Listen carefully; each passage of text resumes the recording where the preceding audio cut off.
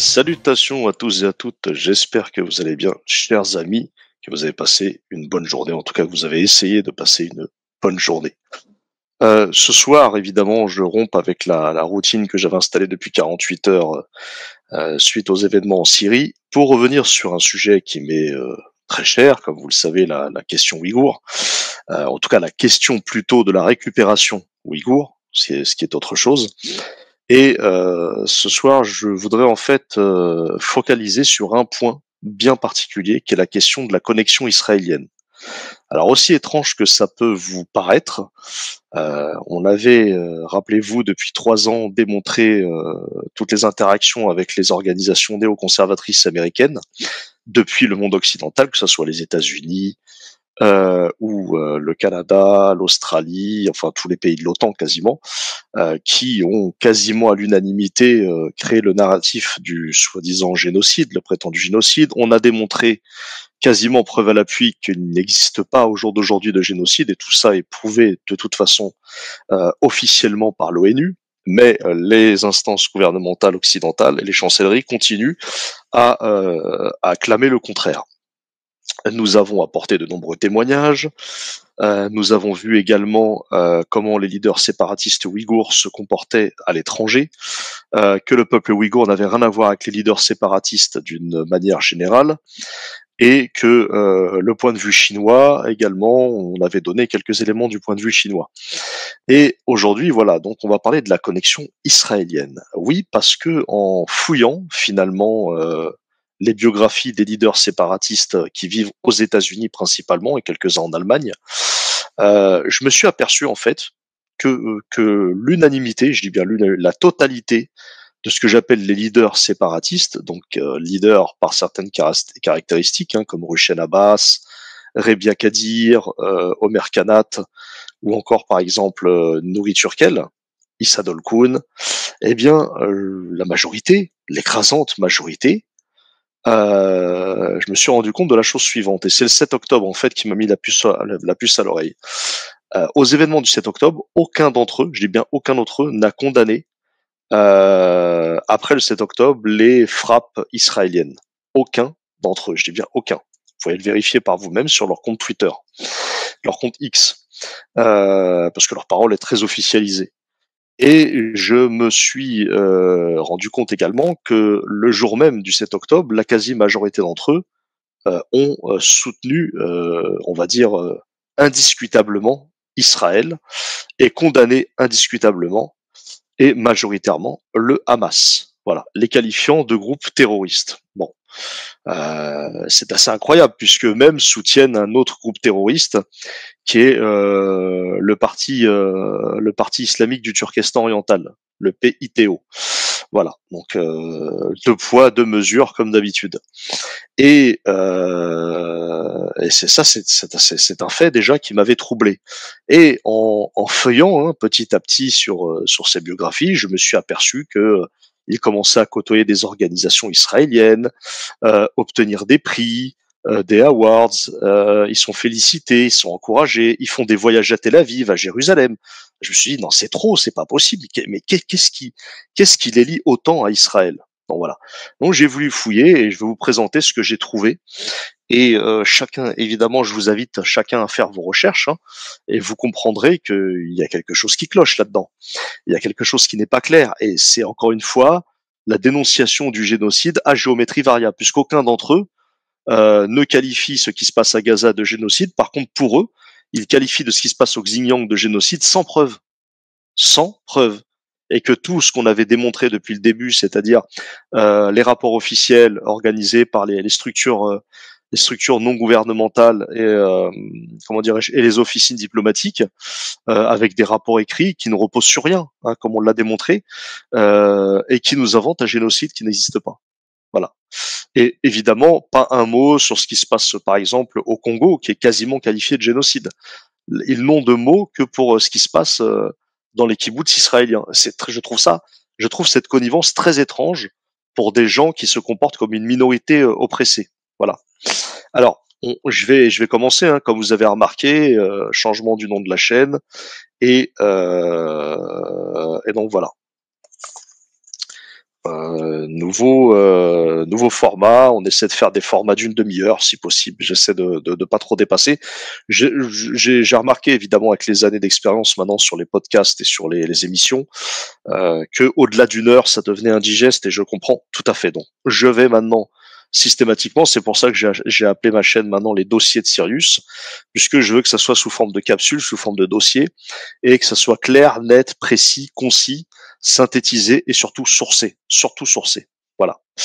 Alors, les amis, moi ce que je propose, c'est évidemment de vous faire un rappel sur ce que j'appelle moi les leaders séparatistes ouïghours. Donc ce sont des gens qui ont été exilés et qui se sont exilés suite aux événements de Tiananmen en 1989. Si vous voulez, il y avait dans les années 80, sous l'ère de Deng Xiaoping, donc c'était une ère pourtant un peu plus libérale, suite à tout ce qu'ils avaient subi sous l'ère Mao, où là, il y avait une véritable répression contre les Ouïghours. Par contre, celle-ci est attestée et évidemment documentée.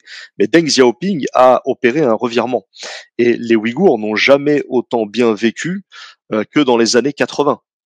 Justement sous l'ère Deng Xiaoping, puisque les mosquées ont refleuri, les associations islamiques ont été créées, la culture ouïghour a été respectée, etc.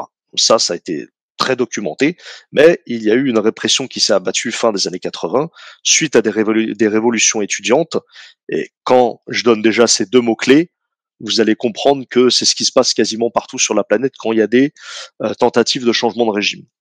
Et donc ces révolutions étudiantes ont mené à la place Tiananmen les fameux massacres entre guillemets, hein, ça aussi ça se discute, de Tiananmen, suite à donc l'envahissement des étudiants de la capitale, hein, sur Pékin et sur d'autres grandes villes, y compris dans les villes du Xinjiang. Hein, les universités du Xinjiang ont suivi le mouvement de Tiananmen. S'en est suivi une répression et donc du coup après, évidemment, il y a une condamnation internationale, on dit qu'il y a des milliers de morts. Alors, c'est marrant parce que l'histoire nous dit que c'est rediscuté maintenant. Officiellement, il pourrait y avoir largement moins de morts que ça et notamment beaucoup de morts militaires. Des militaires chinois qui ont été tués par des manifestants. Et donc, en fait, parmi, si vous voulez, ces manifestants, il y avait des jeunes, et notamment des jeunes ouïghours, parmi les jeunes chinois. Et ils ont réussi à s'exiler aux États-Unis, mais pas par l'opération du Saint-Esprit. Et c'est ça que j'ai découvert en fait, c'est qu'ils se sont exilés grâce à une opération de la CIA qu'on appelle l'opération Yellow Bird. Hein. Je vous la mets là, je vous l'écris. Alors attendez, voilà, ça va venir. Donc Yellow Bird, hein, l'oiseau jaune. Voilà, Yellow Bird. Là, je vous l'inscris. Alors, l'opération Yellowbird, en fait, c'est une opération conjointe de la CIA, des services secrets français, du MI6 britannique, principalement ces trois nations.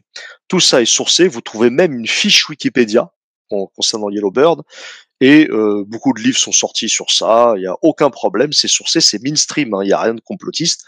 Tout ça est documenté et même repris par des universitaires. Voilà. Donc cette opération Yellowbird avait pour but de récupérer des dissidents chinois. Alors on les chiffre entre 400 et 500. Hein. Et ces 500-là, dans ces 500, vous avez les grands leaders séparatistes ouïghours qui aujourd'hui ont 50, 60 ans et qui ont fait une carrière à l'université d'Harvard, à l'université de Fairfax en Virginie occidentale et dans plusieurs pays, notamment en Allemagne. Hein, et c'est le cas d'Issa Dolkun.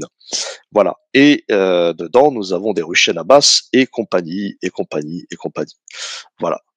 Et donc, par rapport à tout cela, moi, ce qui m'a paru étrange, c'est que sont devenus, quelles ont été les conditions pour que ces Ouïghours entre guillemets puissent aller faire une oui, je reviendrai sur Maxime Vivas. Hein, je reviendrai parce qu'il faut lui rendre hommage quand même à tout ce qu'il a subi depuis qu'il parle des Ouïghours. C'est quand même grave, hein, ce qu'on peut faire quand même à un journaliste, tout ça parce qu'il il présente à un moment donné la vérité.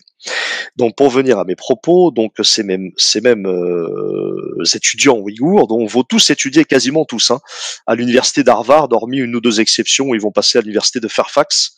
Alors c'est marrant parce que cette université de Fairfax, c'est justement celle qui a piloté le New Line Institute, dont Adrian Zenz s'est, on va dire, s'est inspiré pour faire son rapport sur le pseudo-génocide ouïghour. Et qui est à la tête de cette université-là? Je vous le fais dans le mille, Ahmed Alwani, qui est tout simplement un des hauts dignitaires des frères musulmans aux États-Unis. C'est magnifique, hein. Tout ça se recoupe. Mais bon, c'est pas grave, passons. Ah oui, et ils sont tous quasiment irakiens et syriens. Voilà. Vivant aux États-Unis et sous la coupe du département d'État américain. Bon, ça aussi, j'en ferai un dossier.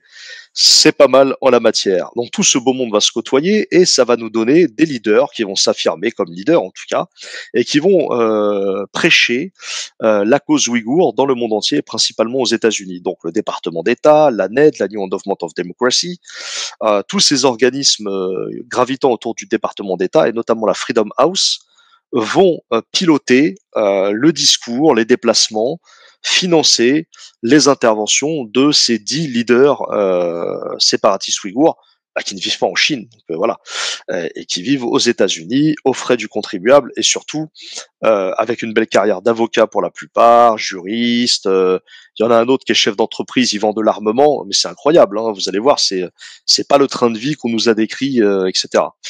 Voilà. Et là, je ne parle pas du peuple ouïghour en Chine. Je parle bien des Ouïghours de la diaspora, financés, aidés par les États-Unis, évidemment avec une contrepartie. Ça va de soi, les amis. Une contrepartie. Forcément, il y a toujours une contrepartie. Voilà. Et cette contrepartie, bah, c'est de travailler pour le département d'État. Alors, je n'ai pas de preuve qu'ils travaillent pour la CIA, tous, mais il y a de fortes suspicions, au vu des caractéristiques que je vais mentionner tout à l'heure. Alors, passons maintenant, si vous voulez, au oui, oui, tout à fait, irakien. Le Ahmed Alwani est venu avec son père aux États-Unis dans les années 80, et c'est lui qui dirige aujourd'hui le New Line Institute, qui a réalisé le plus grand rapport sur le pseudo prétendu génocide ouïghour. Voilà. Et c'est son université qui va accueillir la majorité des Ouïghours qui arrivent là même encore aujourd'hui aux États-Unis. Voilà. Mais j'en reviendrai tout à l'heure du cas Ahmed Alwani parce que c'est intéressant. Hein. C'est tous des opposants au parti basse, qui étaient des opposants à Saddam Hussein, à Bachar al-Assad. Vous voyez, il y a même avec la Syrie, ça se rejoint encore. C'est extraordinaire. Alors, donc maintenant, pourquoi la connexion israélienne? Donc je vous l'ai expliqué tout à l'heure. Allons-y. Donc, je vais commencer par Issa Dolkoun. Alors, Issa Dolkoun, vous le connaissez, ça a été pendant de longues années euh, un des responsables du Congrès mondial ouïghour, financé et créé en 2004 par le fils de Youssef Alptekin, Youssef Alptekin, donc, qui était le premier grand leader séparatiste de l'histoire, hein, qui a même vécu bien avant l'arrivée du communisme, hein, notamment de la guerre civile chinoise. Voilà. Et son fils Erkin Alptekin, donc on reprend tout cela, et en 2004 crée le Congrès mondial ouïghour avec Issa Dolkoun. Et Issa Dolkoun, voici ce que je trouve donc ses accointances visiblement avec Israël, ou en tout cas les organisations juives. J'ai trouvé ça étrange à quel point le judaïsme politique pouvait être empreint de fraternité avec les Ouïghours. J'ai trouvé ça très étrange parce que eux-mêmes étant des génocidaires, ils vont aider une minorité dite oppressée et dénoncer un génocide qui lui n'existe pas. J'ai trouvé ça culotté de la chutzpah pure, on va dire. Alors Issa Dolkoun, voici ses connexions israéliennes. La première que je rencontre, donc c'est en janvier 2020. En janvier 2020, on lui remet un prix du Board of Deputies of British Jews, le Board of Deputies of British Jews. En gros, la plus grande organisation juive britannique, une sorte de CRIF britannique, mais au niveau de leur assemblée parlementaire. Donc en fait, ce sont les députés juifs anglais qui se sont rassemblés en un lobby, et c'est le Board of Deputies of British Jews. Et ils sont réputés comme étant classés à l'extrême droite en Angleterre. Ça dérange personne évidemment. D'ailleurs, ce sont les amis de Zemmour en France. Hein. Là, il faut se poser aussi la question. Et donc, en janvier 2020, ils vont lui remettre un prix, voilà, des droits de l'homme, de la participation. Donc moi, ça m'avait déjà mis la puce à l'oreille. Puis ensuite, pendant la remise de ce prix, ce qui est très très étonnant, c'est qu'en fait, il va faire la connaissance de Noam Perel. Et Noam Perel, c'est le secrétaire général du Bnei Akiva. Le Bnei Akiva, B-N-E-I, comme la Bnei Brait, c'est étrange. Akiva, A-K, pardon, I-V-A, Akiva. Et qu'est-ce que le Bnei Akiva? C'est un mouvement de jeunesse juive au Royaume-Uni qui organise des camps d'été et d'hiver en Israël, avec les frais des contribuables anglais. C'est pas mal, hein? Il faut se le dire. Donc tout ça, c'est la galaxie évidemment de Tommy Robinson, comme je l'avais démontré dans les précédentes vidéos, Tommy Robinson a été financé par des associations israéliennes, mais tout va bien dans le meilleur des mondes, évidemment. Voilà. Donc, il rencontre ce Noam Perel. Et ce Noam Perel, c'est très intéressant parce que Noam Perel avait dit dans un tweet qu'il a tout de suite effacé avec la pression internationale. Il avait dit dans un tweet, Noam Perel, qu'il fallait accomplir des prophéties, la prophétie des prophéties bibliques, et en l'occurrence, tuer le plus possible de Palestiniens. Il avait même osé dire qu'il fallait enlever au moins 300 prépuces d'enfants palestiniens. 300. On ne sait pas pourquoi il a dit 300, on ne sait pas. Voilà avec qui discute Issa Dolkoun, qui après, lui, met en avant une minorité oppressée, crie au génocide, etc., et qui se dit musulman et tout. Hein. Bon, il y a un moment donné, je veux bien, tu vois, mais là, on est dans la pathologie. On est dans la schizophrénie, dans la bipolarité. On a affaire à des psychopathes. Noam Perel est un psychopathe. Voilà. Voilà qui fréquente Isadol Koun. Isadol Koun, on le retrouve alors très impressionnant. On le retrouve également à la Oslo Freedom Foundation, donc fondée par Sergey Brin, le cofondateur de Google. Rien que ça, donc t'es parrainé carrément par les comment ça s'appelle, par les GAFAM. Et dans le Oslo Freedom Foundation, on a tous les dissidents anti-pays du Sud, ouais, qui sont tous en gros chouchoutés par les pays occidentaux et qui crient au génocide partout, à la dictature partout.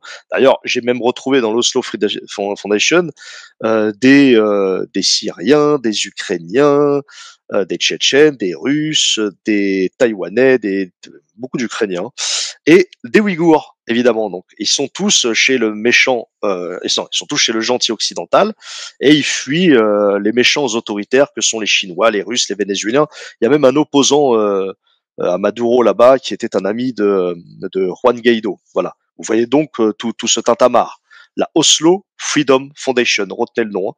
Oslo Freedom Foundation. Voilà. Je vais vous le mettre là, comme ça, moi, je vous donne tous les éléments.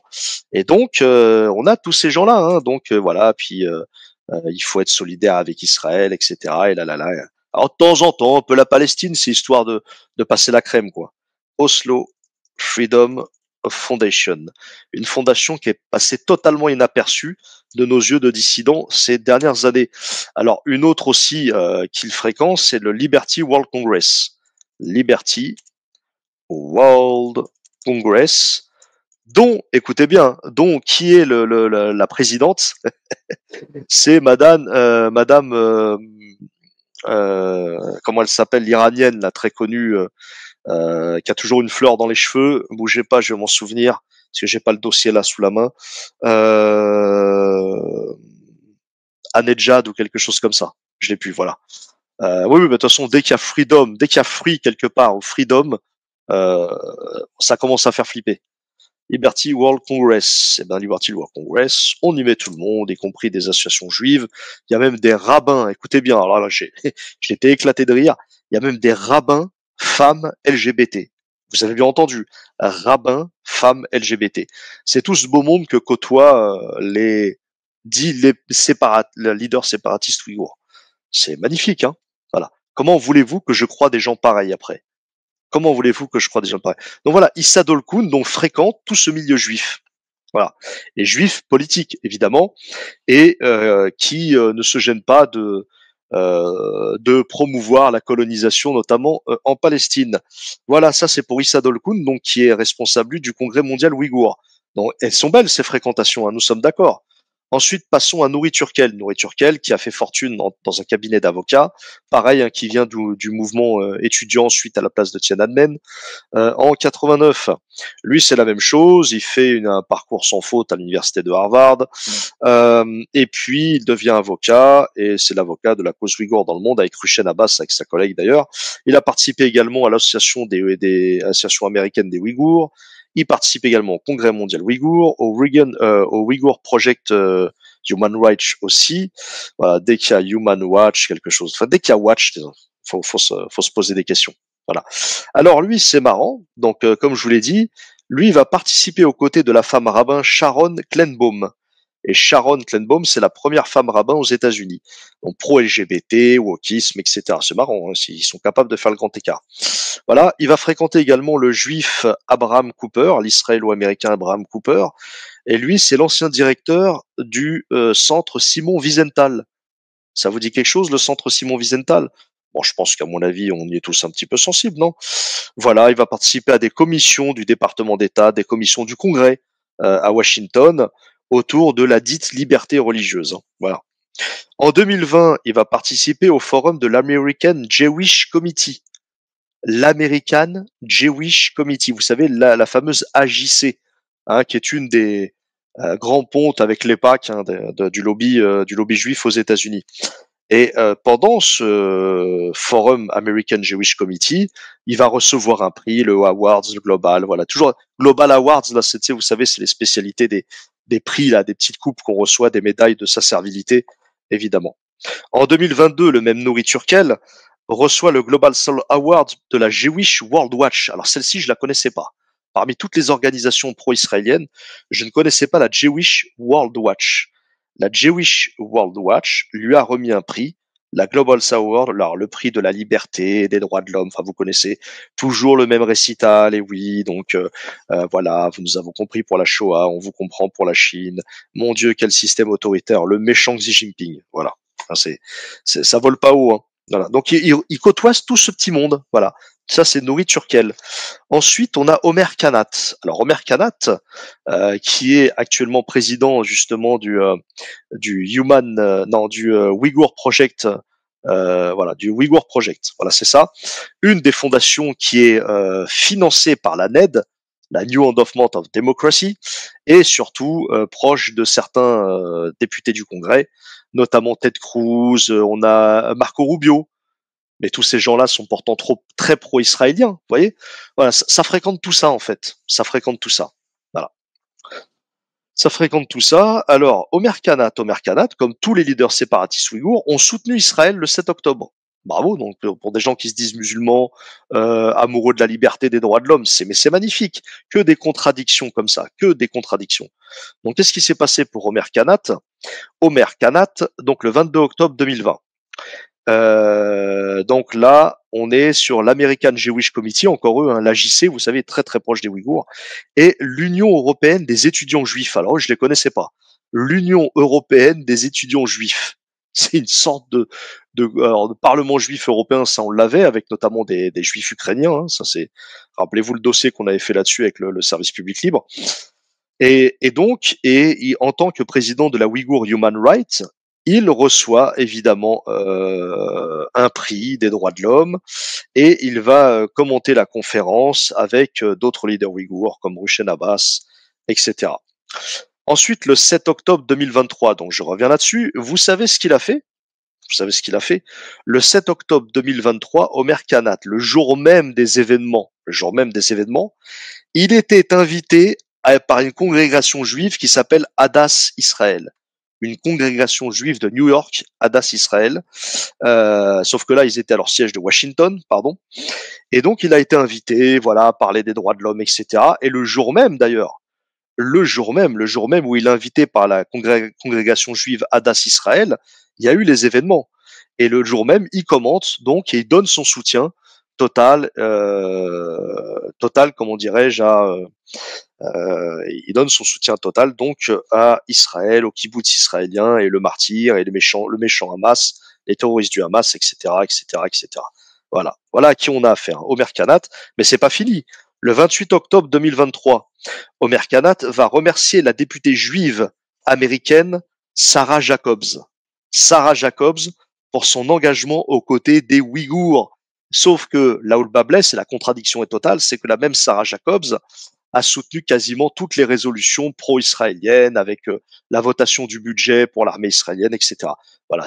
D'un autre côté, il n'y a pas de génocide, j'ai rien vu, mais de l'autre, t'inquiète, je t'en invente un. Hein. Il y en a pas, mais je vais te l'inventer. C'est ni plus ni moins que ça, je caricature, mais c'est ni plus ni moins que ça, hein, la question ouïghour. Voilà, ça c'est Omer Kanat.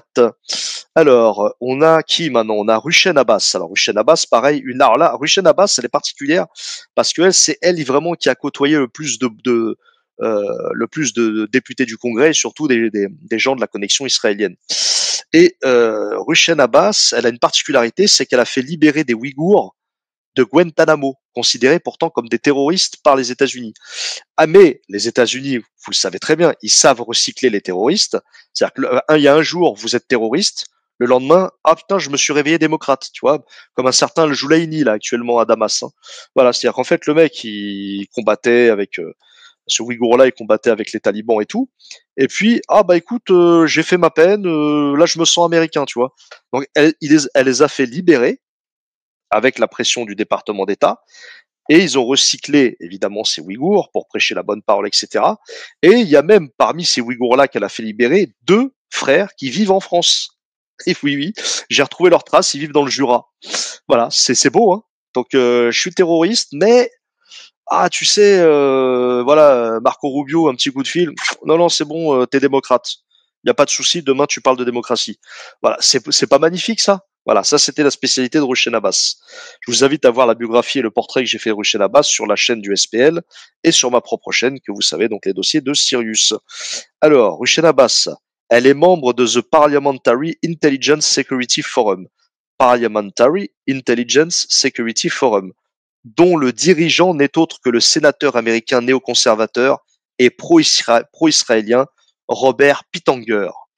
Donc elle côtoie Robert Pittenger qui fait partie des néoconservateurs américains les plus connus et surtout qui a une influence sur la question israélienne aux États-Unis. Elle a de très beaux amis, Ruchen Abbas. Voilà. Et d'ailleurs, à propos de Robert Pittenger, ce dernier a remercié Benjamin Netanyahou dans le cadre de la conférence annuelle d'Herzliya en Israël en 2019. Vous voyez, il était invité à Herzliya qui est dans les colonies en Cisjordanie. Tout va bien. C'est magnifique ce monde démocratique, vous voyez. C'est on nage comme des petits poissons, quoi. Voilà. Et ça, c'était notre ami Ruchen Abbas, l'avocate de lumière. Voilà. Bon, autant que ça soit du crypto-judaïsme maintenant, tout ça. Ensuite, alors là, ça, je crois que c'est le meilleur pour la fin, mais je vous fais pas tout, hein, je vous ai fait une sélection de 5-6 leaders. Hein. Sinon, j'en ai pour 4 heures si je les fais tous, par rapport aux connexions israéliennes. Alors, le dernier de la liste, c'est Kouzat Altaï. Alors là, Kouzat Altaï, celui-là, je vous demande votre attention. Est-ce que vous avez vu la photo que j'ai mis sur donc la miniature de cette émission de ce soir? Vous voyez un individu avec le drapeau du Turkestan oriental revendiqué par les Ouïghours, enfin certains Ouïghours évidemment. Et il est où? Allez, je vous laisse, je vais voir si vous avez bien suivi. Il est où là, le lieu où il est là, Kouzat Altaï là, avec son drapeau. Vous l'avez vu là dans l'émission, dans la miniature que j'ai mis. Allez, pour ceux qui ont vu la miniature de l'émission de ce soir, où est Kouzat Altaï? Je laisse quelques secondes, on va faire un petit jeu. Hein. Voilà, il est où? Regardez bien, hein. Regardez bien la miniature. Allez, le mur, alors le mur de quoi? Le mur des maçons, le mur du, je sais pas moi, le mur d'un centre commercial, le mur de quoi? Eh ben voilà, le mur des lamentations. Ben oui, évidemment, évidemment, vous savez très bien que c'est le passage obligatoire pour la servitude. C'est le passage obligatoire pour faire teshuva. C'est le passage obligatoire pour montrer sa docilité au lobby israélien. Et donc Kouzat Altaï, lui, il fait très fort. Hein. Il a fait un voyage là-bas. Je comprends le peuple juif, mais vous inquiétez pas, je vais vous citer, je vais vous lire sa citation. Donc, Monsieur Kouzat Altaï, alors je le présente rapidement, c'est le neveu de Rebia Kedir.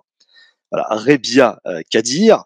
Là, je vais la faire aussi. J'avais oublié Rebia Kadir, ce qui est extraordinaire. Rebia Kadir, hein, c'était la plus ancienne des leaders séparatistes en Occident.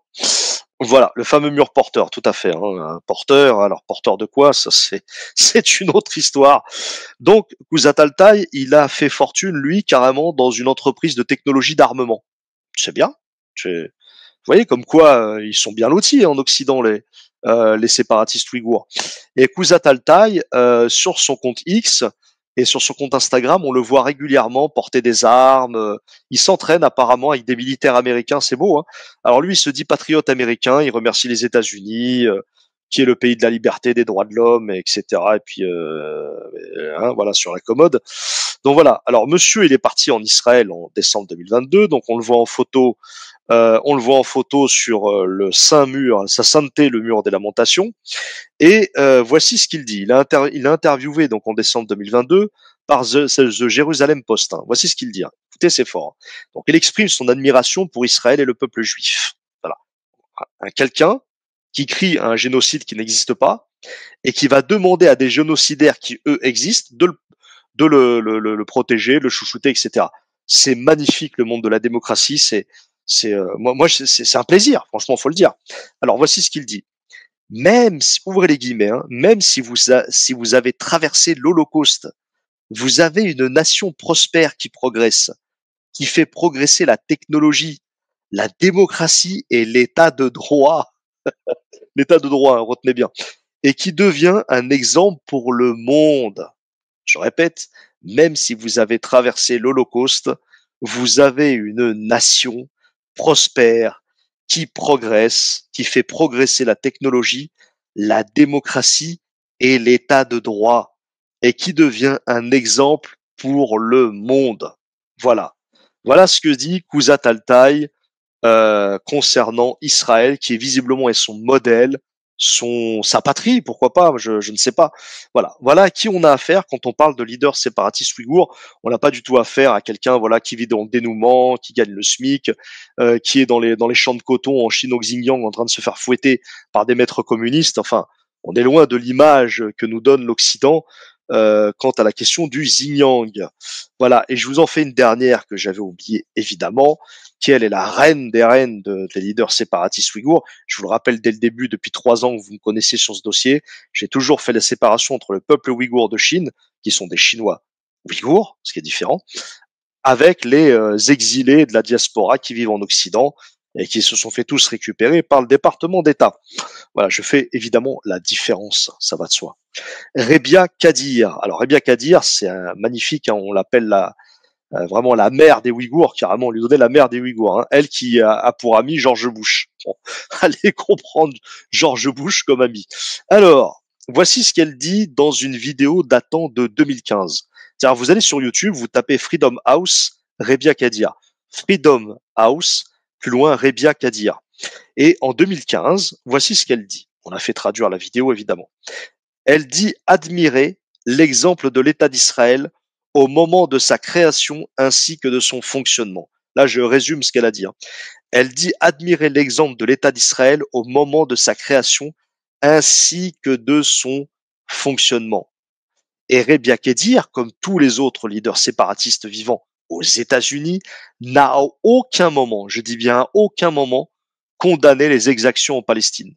Par contre, elle a condamné les exactions du Hamas et soutenu évidemment Israël euh, donc le jour du 7 octobre. Voilà à qui on a affaire, chers amis, quand je vous parle depuis 3 ans que je vous dis qu'il y a un gros problème avec les leaders séparatistes ouïghours et ce fameux narratif occidental qui nous dit qu'il y a un génocide qui n'a visiblement dans les faits jamais existé. Voilà. Voilà les amis, je vous ai fait un petit panel, j'espère que ça vous a plu. Sachez que c'est qu'une partie évidemment, il y a tout un tas de choses qui s'est passé ces dernières années entre les organisations juives représentants du judaïsme politique et surtout pro-israélienne, avec ces pseudo-leaders séparatistes ouïghours, qui d'ailleurs font honte aux Ouïghours eux-mêmes, parce que vous savez, les Ouïghours, d'une manière générale, avec tous les témoignages que j'ai entendus de gens qui sont partis au Xinjiang, la majorité travaille, ont un emploi, une famille, un appartement. Il faut savoir que les fameux champs de coton sont dirigés par des machines qui prennent tout en charge. Enfin, je veux dire, la Chine est beaucoup plus développée que la France, hein, je vous assure. C'est pas une blague.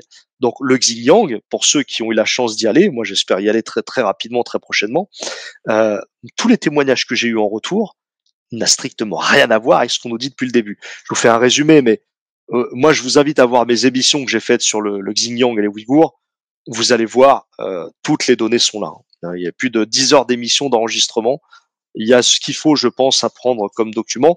Et juste, je voulais vous dire que j'ai un article qui va pas tarder à être publié sur un site important, justement concernant l'histoire du séparatisme ouïghour et évidemment l'ingérence occidentale. Parce que moi, c'est pas forcément le séparatisme et son histoire, mais c'est surtout les ingérences occidentales qui m'intéressent, et en particulier une, celle de Lumière. Voilà. Voilà les amis, je vais m'arrêter là. Donc, il est évident qu'avec ce que j'ai cité ce soir, ce sont des exemples probants, sourcés, je donne les sources évidemment, montrent bien la connexion pro-israélienne ou en tout cas les milieux pro-israéliens aux États-Unis et un peu partout dans le monde, voire même en Israël directement, avec le cas de Kazatul Altaï, pardon, montre bien cette connivence entre ces leaders séparatistes et la question israélienne, ce qui pose énormément évidemment de questions à tous ceux qui avaient encore un doute sur la crédibilité de ce fameux narratif qui prétend qu'il existe un génocide au Xinjiang. Voilà. Posez-vous les bonnes questions. C'est à vous de voir. Moi, je laisse les sources. À vous de faire évidemment votre propre opinion. Mais c'est quand même assez étrange cette histoire. On a l'impression que c'est un bis repetita comme dans beaucoup de pays et que finalement derrière c'était les réseaux George Bush, les réseaux Trump, c'est la même chose. Et pourquoi je vous parle de ça aujourd'hui, c'est parce qu'il y a une autre chose qui arrive. Malheureusement, de toute façon, quel que soit le président des États-Unis en vérité, mais malheureusement Trump, pour ceux encore qui sont dans la naïveté de croire que c'est Monsieur le Sauveur qui va lutter contre l'État profond, j'ai juste envie de rigoler quand j'entends ça. C'est lui qui va relancer, vous allez voir, la machine ouïghour. Vous allez voir qu'ils vont redéstabiliser la Chine de nouveau et que maintenant tout le monde se concentre sur la Chine depuis que Trump va arriver et la Russie va être mise aux oubliettes, vous allez voir ça. Et donc je pressens que la question ouïghour va revenir sur la table. Sauf que maintenant, on est prêt.